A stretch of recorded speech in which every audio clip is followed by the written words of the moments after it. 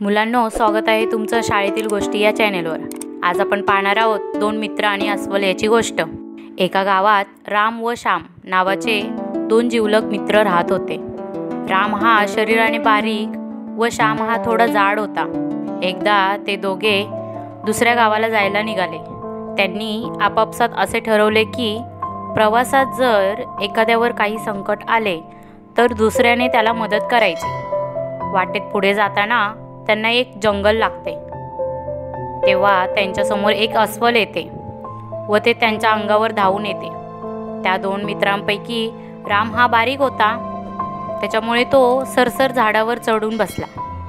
पण श्याम हा जाड असल्यामुळे त्याला पळणे शक्य नव्हते व झाडावर पण त्याला चढता येत नव्हते। तेव्हा तो आपला श्वास कोंडून मेलेचे सोंग घेऊन जमिनीवर पडला। अस्वल त्याच्या जवळ येऊन त्याच्या कानाजवळ हुंगून बघतो व हे प्रेत आहे असे समजून त्याला काहीही उपद्रव न करता तो निघून जातो। अस्वल गेल्यावर झाडावर चढलेला राम खाली उतरून आपल्या सोबतच्या मित्राला विचारतो, श्याम, त्या अस्वलाने तुझ्या कानात काय सांगितले?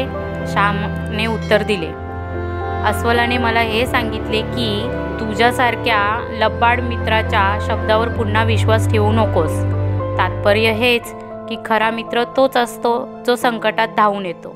तर मुलांनो, अशाच नवीन छान गोष्टी पाहण्यासाठी चॅनेलला शेअर, सबस्क्राईब आणि लाईक नक्की करा।